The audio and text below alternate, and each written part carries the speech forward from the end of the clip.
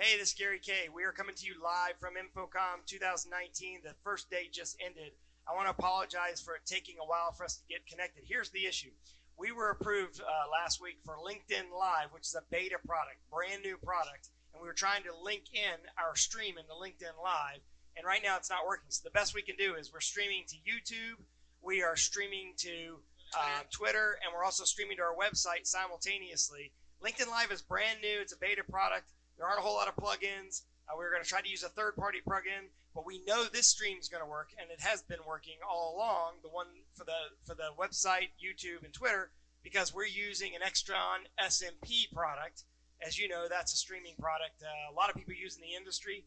And I want to introduce who we have here. By the way, Extron is our sponsor of rAVe TV. All of our rAVe TV live broadcasts that we'll do at all trade shows from now on will be sponsored by Extron. I'm really excited about that. I'm bringing in Sarah Abrams, our editor. Hey, Sarah.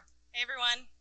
Sarah's been with rAVe for over 15 years now. Just celebrated her 15th anniversary of rAVe. That's true. Yeah, amazing. It's a long time. She's been to a lot of InfoComm, so that means you've been to 14 or 15 InfoComm. 15 InfoComm. 15 InfoComm. My first one was Atlanta, and I don't want to tell you how long ago that was.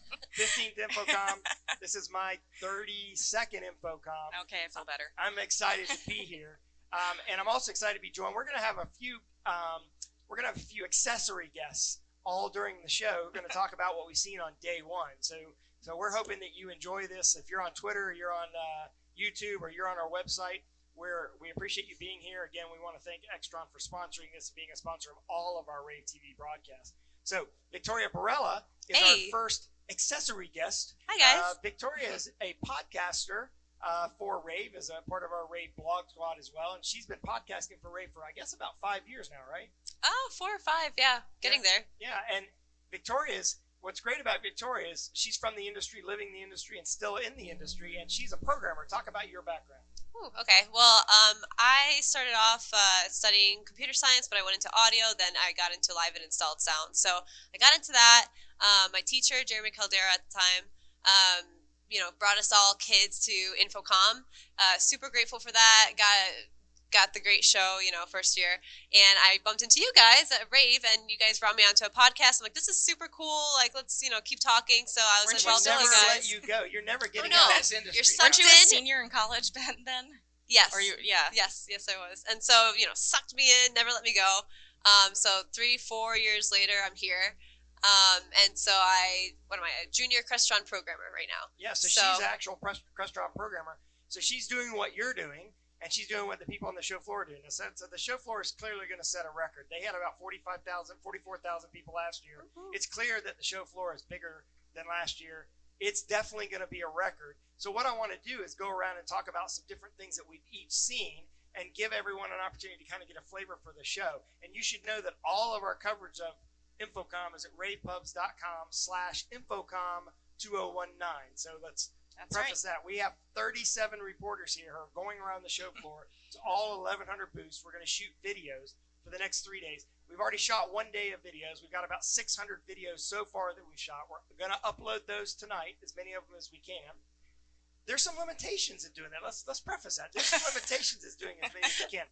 It's not people. We can literally stay here all night and upload. Yeah. We do need some hard workers. But the problem is bandwidth, which is the problem of getting online today was bandwidth. We have a problem with we are at the mercy of smart cities. Mm-hmm. The company's charging us $15,000 for 10 meg bandwidth. Yeah, it's pretty expensive. It's ridiculous. So Sarah goes through and titles the videos.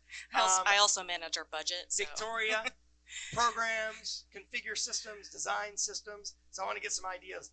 Sarah, you walked the show floor a little bit today. Can you point out one thing that you saw that was that impressed you, or something you want to talk about?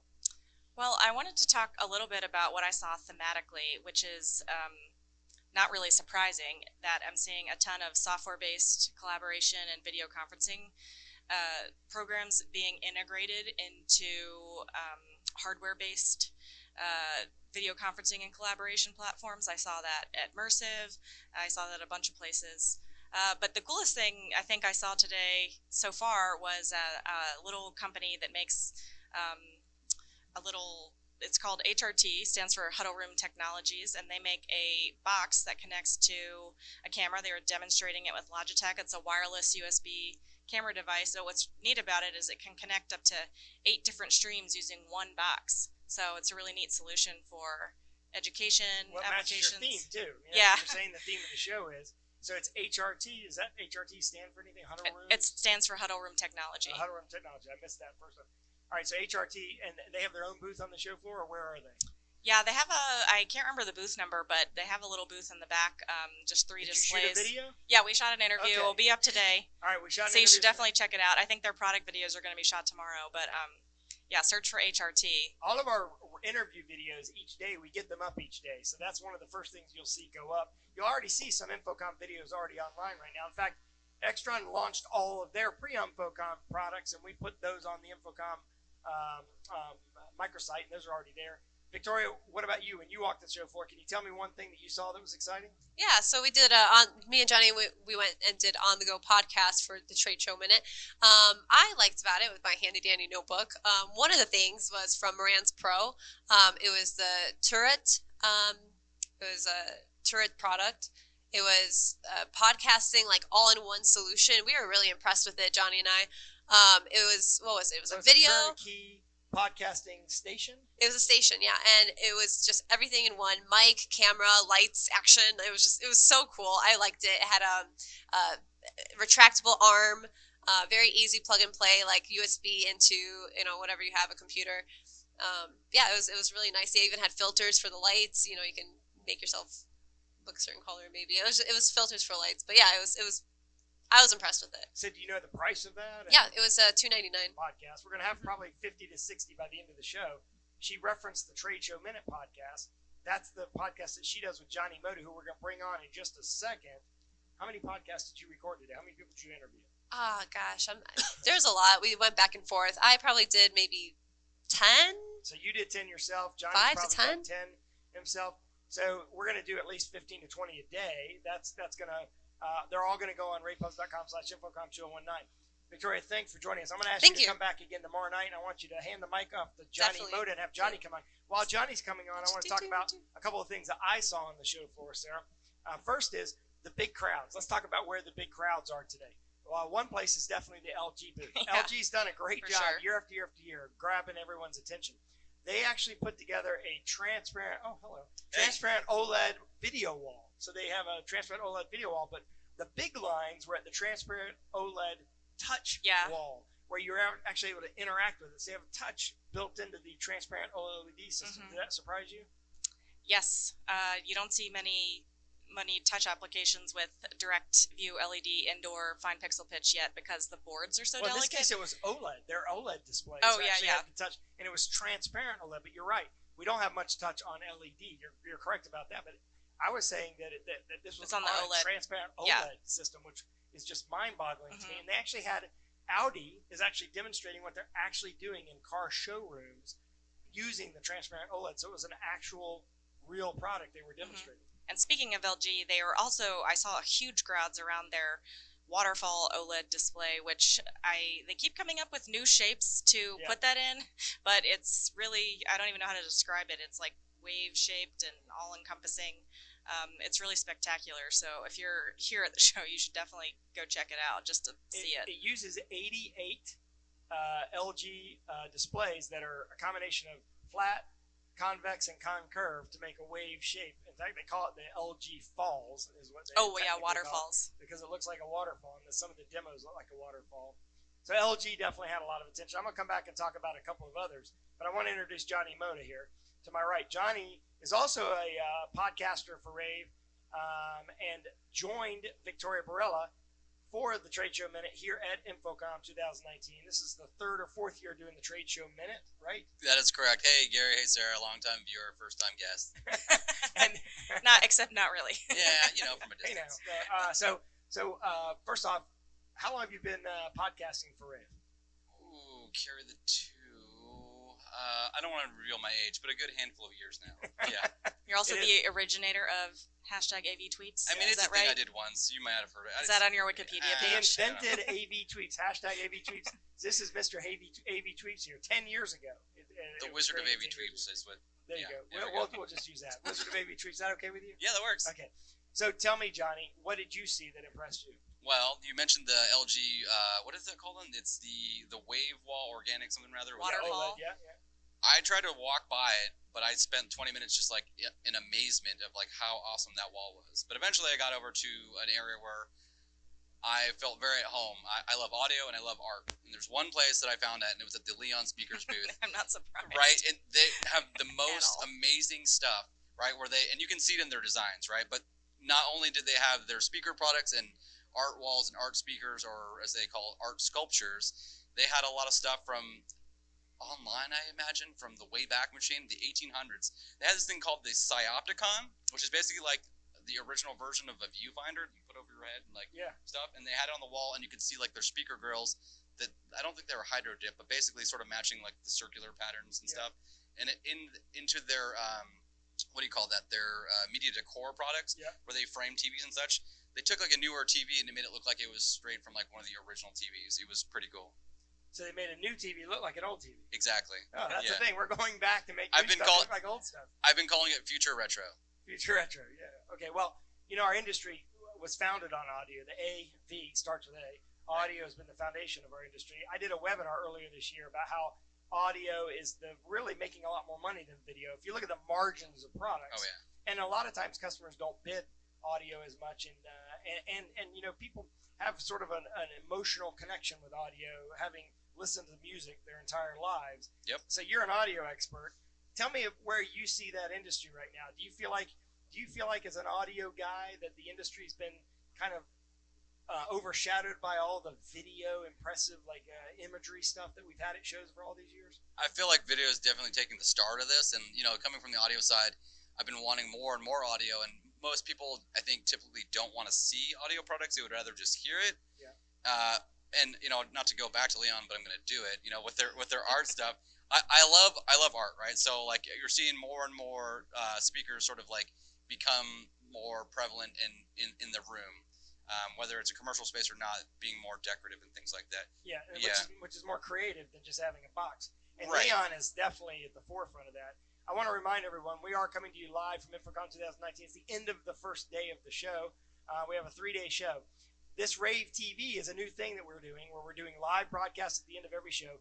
We love having Extron as a sponsor because they are not here on the show floor, so they're not going to expect us to cover their products, which is awesome. We are streaming this using the SMP, so you can't say that anything we're talking about is sponsored. In fact, none of the products we've talked about or the companies we've mentioned are being mentioned because of a sponsorship or anything like that. We're literally talking about things that we've seen on our own on the show floor. And speaking of which, another one that drew a lot of attention that I saw was the again LED based, the Christie Micro Tiles LED, originally launched at ISC. And on my tour, I actually went by and took off the tiles and put them back on to show how easy they were. Of course, everybody's a little nervous about that. You can't do that, sir. Put those down. And but you know, it replaced the old micro tiles that, speaking of old, that people sort of fell in love with, but now with the new technology, LED. Have you had a chance to see that? No, I haven't had a chance to go by Christie yet, but I saw the Christie Micro Tiles LED at ISC, and it was pretty amazing. Yeah, it's a neat technology that comes in 1.2 millimeter and 1.5 millimeter pixel pitches. Again, because it's flexible, it can kind of bend around shapes and around corners, and you can do a lot of things with it. And the panels are only 14 inches diagonal, so you have the ability to build different sort of form factors than typical rectangles and squares. Yeah. But what we're going to do is we're going to talk a little bit about some of I'm going to kind of ask sort of rapid fire questions to you and see how you guys respond to these questions. How about that? Will you play along with me? Sure, I'll try it. Yeah, let's do it. Okay. Because we're going to bring on another guest as well. Okay. But rapid fire question: who was your best guest today or most fun guest today on the trade show minute? Ooh, there's so many, and I have to pick one. You got to pick one. Who do you think was really good on the trade show minute today? The best guest, man. Pass. Oh, come on. How about company? You can't pass. I'm not gonna let you. Oh, you got to answer something. What company, products, anything? Give me some. Well, why don't we talk about Pirela? You're in the Pirela booth. You're in the Pirela AV booth. The podcast station's in the Pirela booth. Did you talk to anybody from Fearless? I did not. No, There was not one. Surprisingly, They're too busy? What? They no. forgot about us? I'm sure We they're on talked the to some schedule for people from tomorrow. Fearless. Yeah, we did publish a schedule. We let people sign up for their own podcast. The whole thing filled up right away. And what I've been doing is sending people over to Johnny to beg and plead for a podcast openings. I know you have some extra podcasts. I do. We've been doing little on-the-go podcasts. So between the three of us running the station there, I'll find some time to go see something really cool, hear something cool, and, someone says, oh, I didn't get on the schedule. Is there any way? I'm like, no, we're booked. But for you, I'll make it happen. Are you afraid to offend somebody by telling us who you thought was your best guest? Is that what it is? I don't want to make anyone upset That's it. because You don't everyone wanna play here is so favorites? good. Okay. I don't want to because then they're going to be like, I'll why play wasn't it me? favorites. I had some What do you got? favorites of Okay. people I interviewed today. Okay, who are your favorites? Well, I really enjoyed talking to Andy Fliss at TV1. He's funny and very personable. But my favorite guest was definitely Bethany Deneen at Anchor Audio.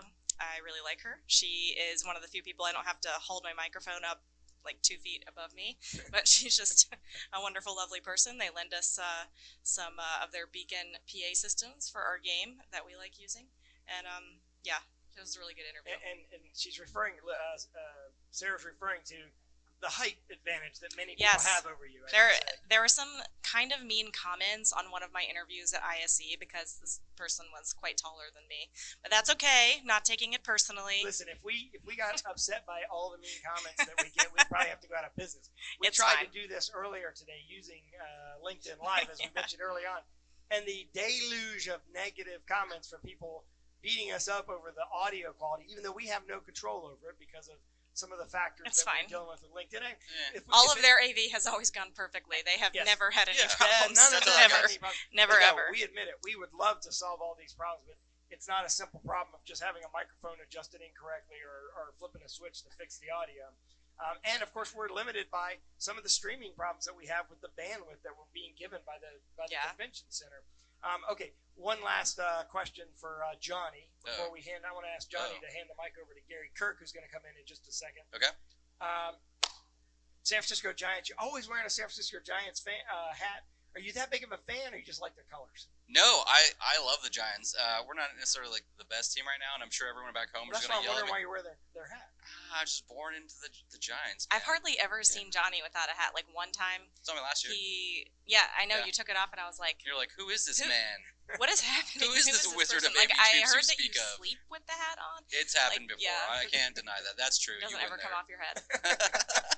But actually, there was one booth I wanted to tell Johnny about real quick, since you like aesthetics and audio. I do. I have always loved Arthur Holmes products because they're just so beautiful. If you don't know them, they make I do not. They make displays for conferencing and microphones and things. Well, they make displays that are recessed into really beautiful furniture, and they are motorized and come in and out. But they actually just entered the audio space, so now they have like a little, going back to my conferencing theme, they have a little conferencing speaker that they're showing, and also they have regular room speakers that you can use to play music, as well as gooseneck microphones. And I was over there, did an interview today, so you should check it out. But and they all raise and lower their own motorized or remote controllable. They're IP controllable. Yeah, they have an app now. Anyway, it's really aesthetically beautiful stuff. And ArthurHome.com. Yes, Arthur Home. And I'll check now it out. they have audio stuff as well as displays. Well, Johnny, thanks for joining us. Thank Hand you. off the mic to Gary Kirk. I want to ask him to come in here. And while he's coming in here, I want to talk about how excited I am for InfoComm 2019. This is going to be a great event. This is a new sort of experience for us to do a live show like this. We're going to play around with a couple of different formats until we get it right, until we feel comfortable. And, of course, we're limited by, making things actually work. We would love to do this right after the show ends every day. But Gary Kirk's one of the people who is helping us. Gary runs AV for the school of UNC School of Media and Journalism. And but he also is a podcaster for us, and also handles a lot of our technical details behind the scenes. We're based in Chapel Hill, North Carolina, but has also been in the AV industry for how long, Gary? I hate to reveal my age as well, but I'm going on about 30 years. 30 years in the AV industry, and this is his third year with rAVe here at InfoComm. You had a chance to walk the show floor? Absolutely. Wouldn't miss it for anything. All right, so tell me one thing that you thought that was the most impressive thing for the day. Can't be one of the things we already talked about, though. Well, I was going to say the LG wave wall. That thing is falls. phenomenal. The Yeah. falls, yeah, it draws everybody in. But because I geek out on some of the crazy things, and my background is in television, it's the 8K hyperdeck at Blackmagic. Okay. That, I mean, how many more Ks are we going to get in this resolution? World. But I'm always impressed by Blackmagic stuff. They make really good things that come in at a really affordable price point. You can go over there. They have this chroma key setup that I'm a big stickler. As a TV guy, I hate seeing the weather person with this green glow around them. You can tell that just screams low budget. But they're over there, and they're not only doing good chroma key, but they're doing artificial lighting that they're inserting spotlights in certain places and doing light sweeps across people. They're adding shadows where they don't actually exist. So it literally looks like you're in an immersive environment, and they're just sitting there in front of a piece of green cloth. Yeah, it is amazing how fast the technology. You mentioned the different Ks. We've gone from HD to 4K to 8K in like a 4-year time span, which is amazing because it took us like 12 years to go from SD to HD, right? And then all of a sudden we go from HD to 4K in less than 10 years, and 4K to 8K in less than 2 years, right? I mean, we all, let's be honest, 8K signal routing and distribution is not going to be a big thing for a while, but you've got to be future-proof, so you have to start thinking about these things. So we're going to start seeing more 8K displays, I think. I saw a decent amount of 8K discussion on the show floor, and it's really focused more, just like when 4K came out and there were bandwidth issues, people talking about multi-viewer applications. Like now with 8K, you can have 4 4K streams on a single 8K display. So I saw several people talking about that. I did an interview at Blackmagic, and they talked mostly about 8K, and they were surprised by the big demand for it already. It's beautiful, and you can't appreciate it until you look at something that is 8K besides something that is 4K, besides something that is 1080p. If you're looking at something that's 1080p, you're like, oh my God, it's beautiful. Well, it is until you see it beside something that is 8K. You can't appreciate it until you get to literally look at them side by side. Yeah, I agree with that. Switching gears a little bit and kind of going back to audio, let's talk about sort of the huge explosive growth of Zoom rooms. I'm impressed with a couple of companies' products that I've seen on the show floor. Logitech has a product called the Tap, and I'd encourage both of you to go look at it. I actually did go look at it. Okay. It's shipping very shortly. I mean, it was announced at ISE. It was a big hit. But yeah, I did an interview there as well, and they're shipping that pretty shortly. Yeah, and basically what Tap is you can make it a whatever kind of room controller you want it to be. So like it could be a Zoom room, right? But it has everything needed to sort of bring the room together and allow you to have touch control of everything. And of course, Logitech builds cameras and microphone systems that you marry with it as well, and you build your own Zoom room. But it's sort of a prepackaged system. And they have a partnership with Extron where you can actually get out of or do some additional control functionality where you can control the rest of the room, the environmental controls. But they're not the only one doing this. Logitech is going after this Huddle room, meeting room, Zoom room kind of space.